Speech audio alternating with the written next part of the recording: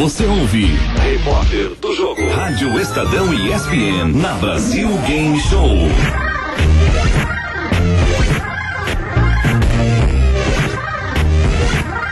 São 4h03. O Repórter do Jogo hoje está na Brasil Game Show aqui no Expo Center Norte. Nunca é demais lembrar que você que não garantiu seu ingresso antecipado, já era. Ingresso esgotado aqui para vir para a feira, que é um verdadeiro sucesso. Certo, Luiz e Gino? Certo. Quem não conseguiu ingresso, infelizmente dançou, porque a feira está totalmente abarrotada. Tava falando que lá fora tem cambista comprando ingresso. A coisa tá feia, tá parecendo final de Copa do Mundo isso aqui. Tá, mas é mesmo, uma loucura. Bom, Rafael Bellatini, Luiz e Gino, a gente tava conversando com o Allen Ferreira, que é de uma comunidade de FIFA. Aliás, vamos passar de novo, Allen, artevirtualfc.com.br. Então quem acessar lá tem todas as informações do jogo e também da comunidade, certo? Isso aí, você pega muita dica de FIFA, como cobrar falta, posicionamento, montar seu time e também, claro, como participar dos nossos campeonatos. É uma comunidade que sem fins lucrativos, nós somos um grande grupo de amigos e hoje a gente tem mais de 700 jogadores cadastrados.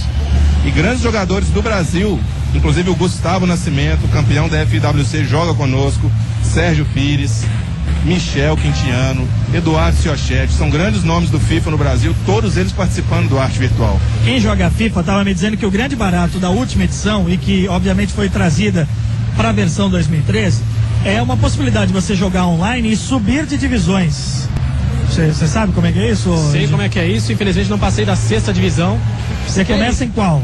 Você começa na 10ª. Tá. Como o Allen falou, a coisa é assim, hoje em dia não adianta só você jogar um pouquinho ali, você vai ficar bem. Você tem que treinar, você tem que ler sobre o assunto, pegar alguns truques com quem joga melhor que você.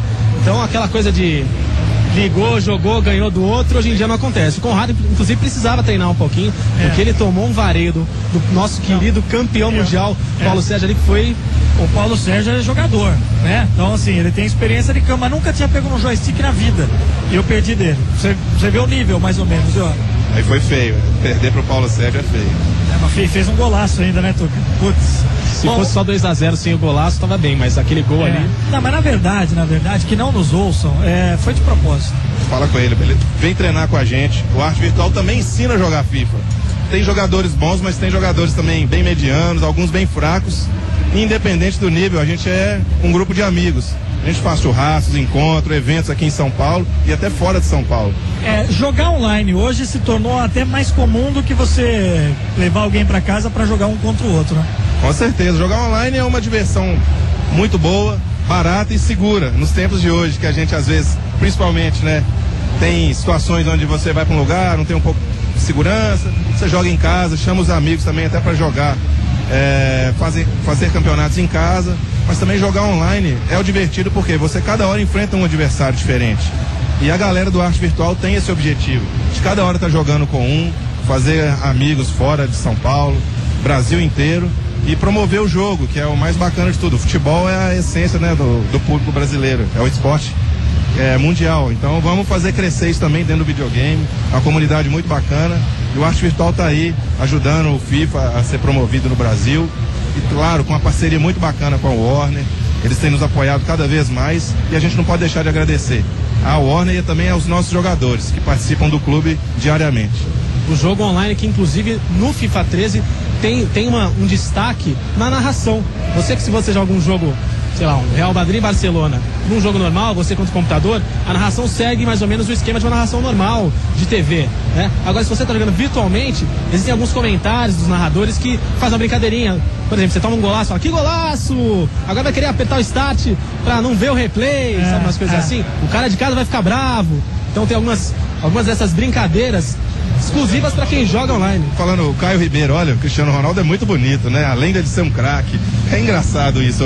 A dupla aqui no Brasil é o Thiago Leifert e o Caio Ribeiro, certo? Exatamente. Eu reclamei porque falei pro PVC que ele tinha que estar nessa. Falei pro PVC outro dia no estúdio. O PVC já narrou o FIFA 10 do PC, era o PVC. Eu jogo FIFA desde 93 e eu tenho o FIFA do PVC. É um dos melhores, inclusive, que eu fui vice-campeão. Eu não sei se era o FIFA 93, mas eu lembro aquele que você jogava que tinha uma estrela embaixo do seu jogador, você andava 94, meio na diagonal. 94 foi o grande FIFA desse formato, que o campo era meio uma câmera na diagonal, né? Você vinha jogando, jogando com a estrelinha embaixo, Romário metia gol, que era uma barbaridade ali. Ficava na frente do goleiro, na hora que o goleiro ia repor a bola, pum, guardava de cabeça, pô. Você pulava e cabeceava e fazia gol. Bem real, né? Exatamente. Só que ao contrário, Ale, mas eu tô te entrevistando aqui como cara da comunidade, você falou que você foi vice-campeão, é isso? Mais de uma vez? 4 vezes. É o maior vexame, o presidente do clube nunca ter sido campeão. Tá vendo que não tem armação, é a maior prova. Tô achando que você é armado, hein? Não, a turma me zoa demais, porque eu sou tetra-vice. Ninguém no clube é tetra-vice. A minha carteirinha lá no clube é prata. A carteirinha de quem é campeão é ouro. E o pessoal, de maneira geral, é bronze. A minha é prata 4 vezes. Eu falei, porra, eu mereço também ter carteirinha dourada. Eu sou 4 tetra-vice. Mas já que o jogo tá tão real, faça como os nossos dirigentes, dá uma canetada e muda. Eu vou fazer isso mesmo. O que fizeram, até eu sou atleticano, o que fizeram com o Ronaldinho entregando o título pro Fluminense foi uma sacanagem, né, pô? Tirar o cara do jogo, o craque do meu time, na reta final.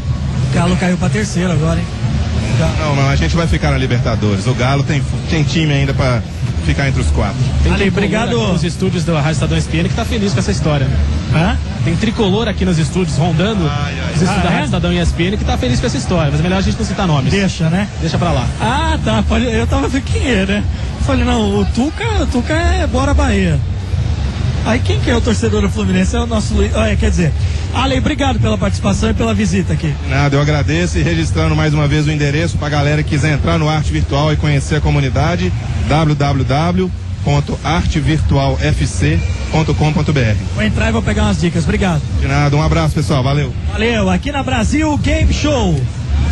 Fala, Rafael Bellatini, não precisa dar o papel aqui. Nós vamos entrevistar quem? O Marcelo. Marcelo participou do Direto da Redação esses dias. Fala, Renato, tudo bem? Tudo bem, né?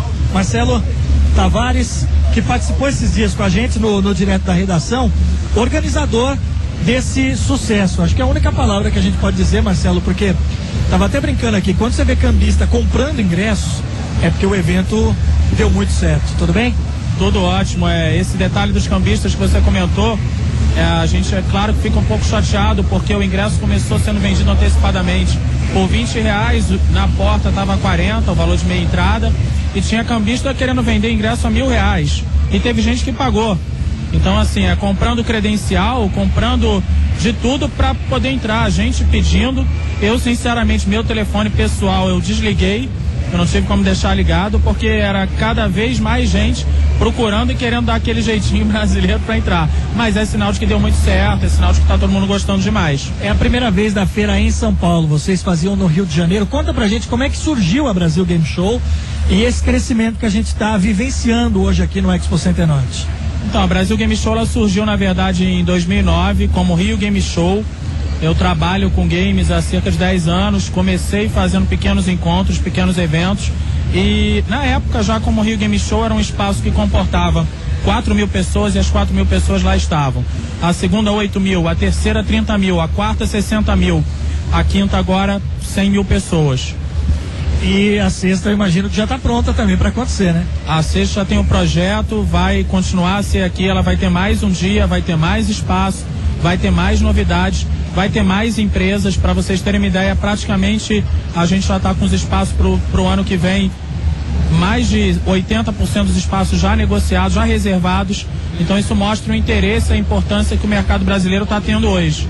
O que você reparou nessa evolução, né? Quando você começa lá no Rio de Janeiro, a primeira edição, e chega até hoje, da diferença de quando vocês iam atrás para abrir o espaço para que esses fabricantes viessem, e hoje perceber que todos estão aqui, me parece fazendo questão de estar aqui, né, Marcelo? Hoje, felizmente, o trabalho ele parece que ele começa a ser reconhecido e inverte realmente um pouco. A gente batalhou, ralou muito, toda a equipe, na verdade, que ajuda, que está envolvida no evento. E lá atrás, eu lembro que no primeiro evento a gente não tinha nenhum grande, a gente tinha 20 pequenos expositores e felizmente alguns desses estão aqui e estão maiores hoje, bem maiores. E eu acho que hoje em dia eles perceberam que vale a pena investir no Brasil, que tem público, que tem mercado, que tem retorno de mídia, que você tem uma satisfação de quem vem e que isso alavanca essas empresas todas. Foi muito difícil lá atrás, hoje em dia não é fácil, mas a gente pelo menos consegue ter realmente um resultado como a gente espera ou até realmente acima. Em termos de consumo, do produto, né, do jogo, do console, o Brasil hoje está localizado em que posição, em que momento no cenário mundial? O Brasil ele tem 45 milhões de jogadores aproximadamente, segundo estimativas. A gente tem um mercado aí que ele, em termos de volume de compradores, jogadores, ele está entre os maiores do mundo e tem potencial para nos próximos 5 anos se tornar até o terceiro maior mercado. Eu vejo que empresas como a Sony confessaram pra gente que o Brasil hoje a bola da vez, é a prioridade número 1. Sinto que a Microsoft pensa da mesma forma, por isso ela tem produção do Xbox local. A Nintendo idem, senão ela não traria um Wii U para uma feira de consumidor que ela não levou em nenhum lugar do mundo para consumidor e ela trouxe para cá, para Brasil Game Show. Então a gente tem um potencial descomunal para crescer nos próximos anos. Acho que a gente, assim, só tem a agradecer a todo mundo que está presente. Luiz e Gino, estamos com o Marcelo Tavares, que é diretor organizador da Brasil Game Show. Certo, o Game Up que marca a presença na Brasil Game Show desde quando éramos ainda Rio Game Show, né, Marcelo? E é um prazer ver a feira crescendo tanto. Uma das coisas que a gente vê de diferente, de crescimento nesse ano, agora nessa edição da Brasil Game Show, é a quantidade de produtores gringos, a gente chama aí, que vem mostrar os seus jogos. Produtores reais, trabalham dia a dia na produção dos jogos. Tem muita gente aqui, produtor de Assassin's Creed 3, produtor de Injustice e tantos outros jogos, Black Ops, jogaços aí, os mais esperados agora dos próximos anos, dos próximos meses, estão aqui. A estimativa é crescer ainda mais isso. Como que acontece esse convite, a negociação para que eles venham até aqui? Eles estão empolgados com o que vem? Isso é um trabalho que a gente pretende ampliar bastante. Eu acho que isso vai crescer muito. A gente quer que isso cresça.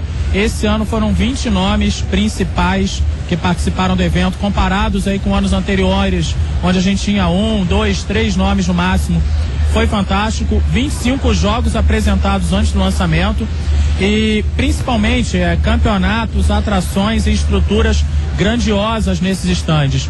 Eu percebo que todo mundo, ano passado a gente teve Yoshinori Ono, produtor do Street Fighter. O que aconteceu esse ano? A Capcom não veio com um stand, ela veio com 2.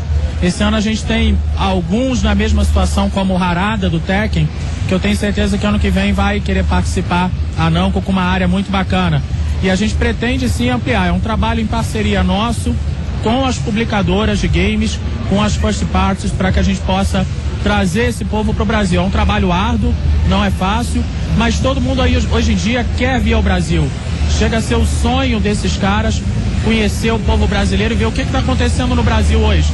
Por que a gente tem Copa, Olimpíadas e tantas outras coisas. É um reflexo do que está acontecendo no mundo, né? E o mundo dos eletrônicos, dos jogos, está acompanhando isso. Muito legal mesmo. Parabéns por esse sucesso. A gente imaginava, né? E aliás quero agradecer de público o convite para que a Rádio Estadão e ESPN marcasse presença, não só com o nosso time do Game Up lá dos canais ESPN, mas fico surpreendido para ver realmente o tamanho que essa proporção tomou. Prazer e o agradecimento é todo nosso. A gente realmente teve um apoio excepcional de vocês. Esperamos que no ano que vem vocês possam estar conosco novamente. O convite já está feito desde já, ainda maiores, com mais tempo para a gente poder projetar algo bacana. E contem com a gente completamente. Eu tenho certeza que no ano que vem vocês vão se surpreender mais uma vez, porque o evento ele vai ganhar mais uma vez corpo. Eu digo para você que hoje o que a gente tem aqui poderia ter sido 3 vezes maior se a gente tivesse capacidade para receber, mas infelizmente não tem, os ingressos estão completamente esgotados e ano que vem a gente vai ter muito mais. E vai ser aqui em São Paulo de novo? Em São Paulo de novo, porém a gente vai ter um segundo evento que deve ser itinerante e vai começar pelo Rio de Janeiro no primeiro semestre, com foco em entretenimento. O objetivo nosso é atender o mercado brasileiro como um todo. Marcelo, obrigado, viu? Parabéns aí pela feira. Obrigadíssimo. Marcelo Tavares é diretor, é organizador aqui da Brasil Game Show, passa pelos estandes, pelo estúdio da Rádio Estadão e ESPN, certo, Luiz e Gino? Certo, Conrado, uma feira incrível aqui e o que o Marcelo citou pra gente, que novos jogos estão passando por aqui, grandes produtores também e o grande atrativo da feira, que eu acho com certeza bonito, mas eu acho com certeza, que é o Wii U, o novo console da Nintendo, tem uma tela de toque, tem capacidade de processamento maior do que a gente estava acostumado a ver em consoles da Nintendo, no Wii. Essa é a grande bola da vez. A gente passou. Como é que é o jogo? O Rafa falou, é um jogo novo, O Marcelo acabou de dizer que é o primeiro lugar que a Nintendo expõe, quer dizer, ainda não está sendo comercializado. Final do ano apenas. Final do ano. E como é que é o jogo? Imagina um jogo, um videogame parecido em processamento, gráficos, parecido com o PlayStation 3, parecido com o Xbox 360. Só que no controle, ao invés de ser um joystick como esse que a gente está acostumado a ver, parece um tablet, parece um iPad. Ele tem uma tela sensível ao toque e você utiliza essa tela sensível ao toque para as mais diferentes coisas. A gente jogou um jogo hoje que você arremessa estrelas ninja. Você passa o seu dedo pela tela de toque em direção à tela da TV e joga uma estrela ninja. Você tem um outro jogo que você tem um mapa. Você olha para sua tela de toque no controle, você tem um mapa que te guia para conseguir assistir ali, te ajudar um pouco nessas coisas. Levando para o esporte que é mais a nossa área, informação, nosso esporte, né? Já diz o slogan geral. Por exemplo, um jogo de futebol. Você tem ali seu 4-4-2, você está jogando seu FIFA, seu PES. Nessa espécie de tablet, né? Olhando para a tela da TV. Tá. Olhando para sua tela da TV com o tablet nas mãos. E aí você está jogando ali, por exemplo, vamos dizer, com o time do Santos. Você acha que o Neymar está muito ali na frente, você precisa dar uma recuada para ele vir receber mais a bola, para conseguir trabalhar melhor e chegar ao gol da equipe do Santos. Você não precisa mais pausar o jogo, ir até o menu, trocar o posicionamento. Irritar o adversário, sobretudo se ele estiver ganhando. Exatamente. Porque essa é uma catimba, certo? A única coisa que você faz, você vai no seu tablet. O Tuca faz isso direto. Faz. Eu tava ganhando dele lá na ESPN. Bahia, aí ele para pra... Não, eu vou só mudar aqui o negócio. Mas desculpa, eu atrapalhei o seu raciocínio. Aí você não precisa parar pra mudar a tática. Você vai até ali o seu tablet, faz mais ou menos uma prancheta do Joel ali, virtual. Arrasta o bonequinho do Neymar um pouco. E o jogo trás, comendo. E o jogo comendo ali. E aí você continua jogando. Um jogo de futebol americano, o sucesso da NFL. Você consegue ali comandar o seu jogador, falar para ele correr por um lado, correr para o outro, ficar, fintar, só preparando as jogadas pelo tablet. Ou seja, você sai da tela da TV somente e amplia muito mais as possibilidades, fisicamente também. Tuca Moraes, que é o editor do Game Up, companheiro aqui dos canais ESPN, se eu estiver falando bobagem, me corrija. Tuca, a Nintendo, em relação às outras fabricantes, ela com esse jogo agora, como é que ele chama o novo console? Wii U, ela entra na concorrência com o Xbox, com o PlayStation, porque vinha com o Wii, que era uma coisa mais voltada para um outro público, né? Um público mais infantil. Ou tô falando bobagem, Tuca? Boa tarde, ouvintes da Rádio Estadão ESPN. Acho que a principal coisa que o Wii U traz de diferença para o Wii U e concorre com o Xbox e o PlayStation são os gráficos em alta definição, né? Que é uma coisa que o Wii não tinha. E o Wii U tá trazendo, a gente jogou ali, a gente teve a oportunidade de ficar um bom tempo dentro do stand da Nintendo, que de longe é o lugar mais concorrido da feira. A gente fez ali agora o pessoal...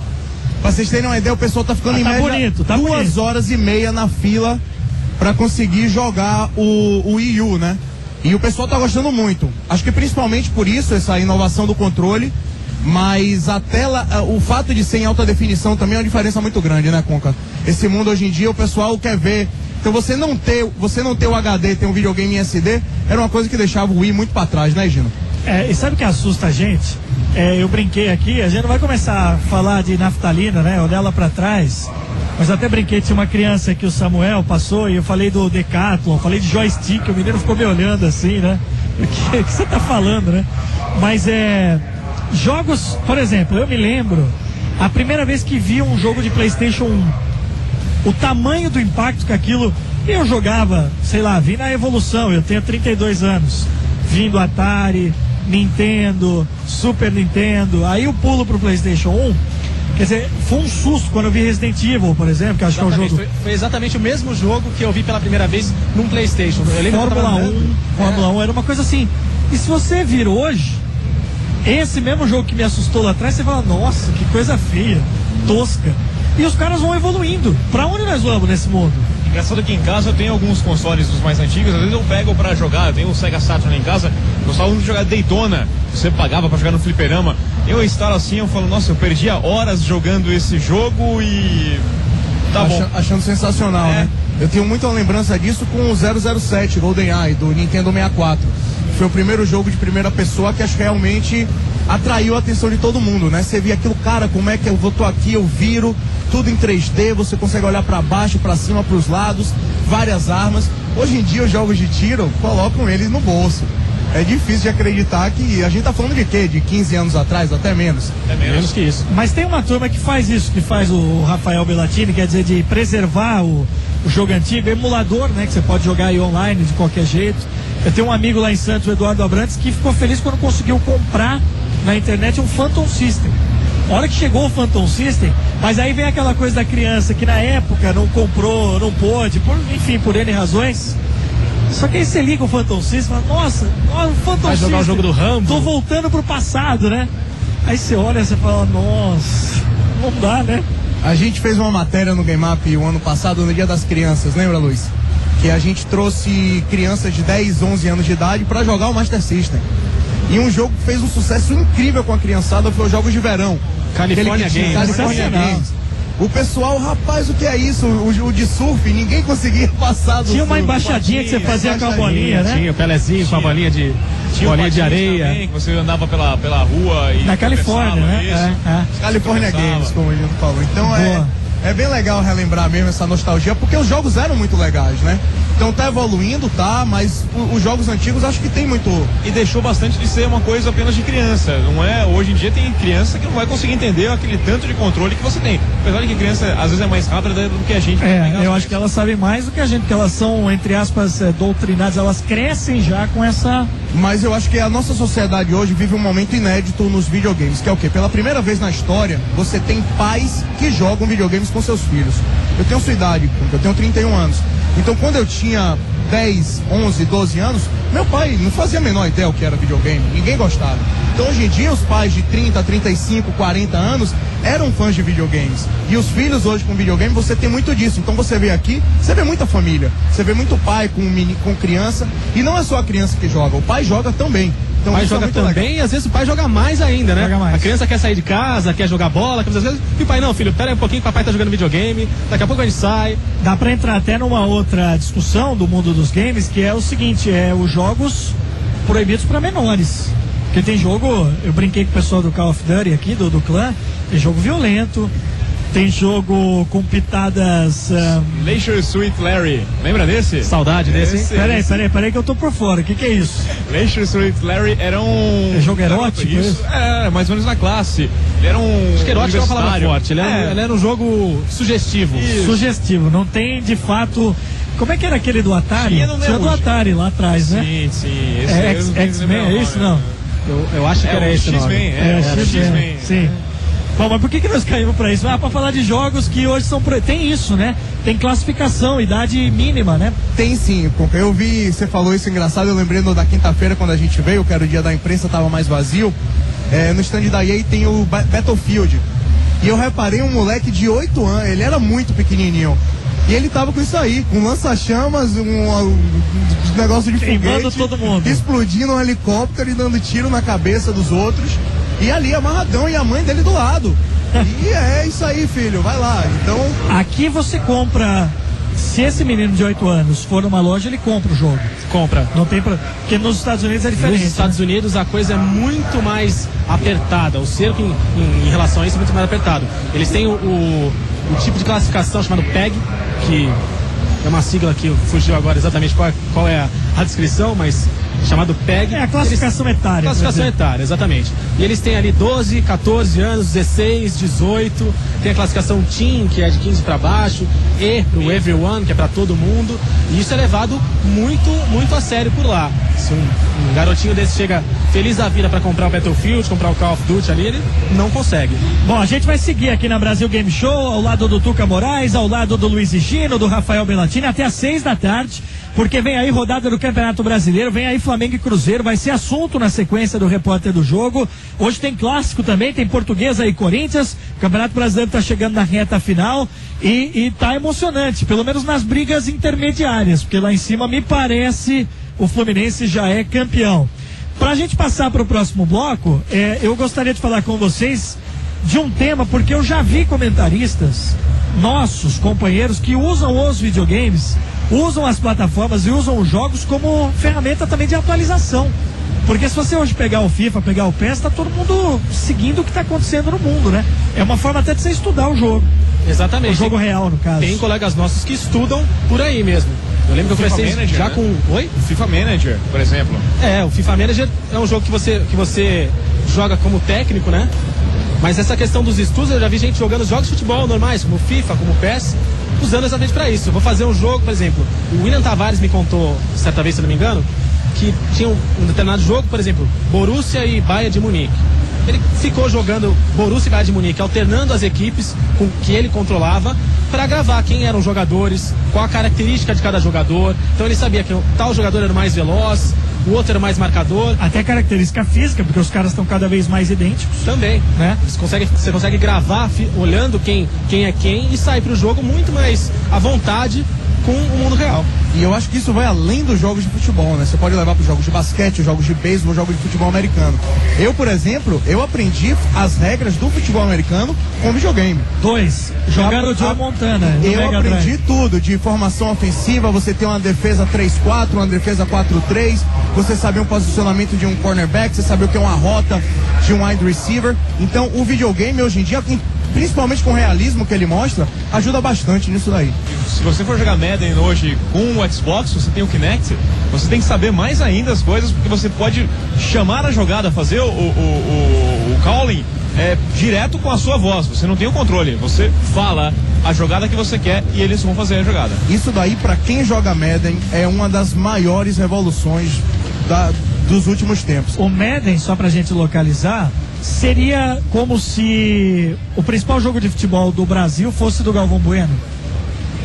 Dá pra fazer esse paralelo? Sim, na verdade, o Madden, ele foi um dos grandes técnicos, né?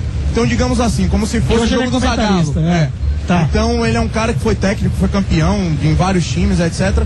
E uma curiosidade desse jogo é que o pessoal do Brasil tem a mania de chamar o jogo de Maiden. Maiden, Porque acha que por causa do ME, com o MA, com a coisa em inglês, é Maiden. Mas o pessoal não é Maiden, é Madden. Ensinem para os seus amigos. Boa, e eu fui longe falando do Joey Montana no Mega Drive. Aí você... Ali foi que eu comecei a entender qual é a essência do jogo, do futebol americano, o objetivo. Não que você soubesse as regras detalhadas, mas dava para entender como é o jogo do futebol americano. Aí vai. Bom, já viu que tem papo pra caramba aqui nesse repórter do jogo. Pontualmente 4h30, estamos aqui na Brasil Game Show, Expo Center Norte, estúdio avançado da Rádio Estadão e ESPN. Vamos fazer mais uma pausa e na sequência vamos falar de Cruzeiro e Flamengo, Flamengo e Cruzeiro, que é o jogo em destaque a partir das 6h30 aqui na Rádio Estadão e ESPN. Os melhores lances da notícia. Repórter do jogo.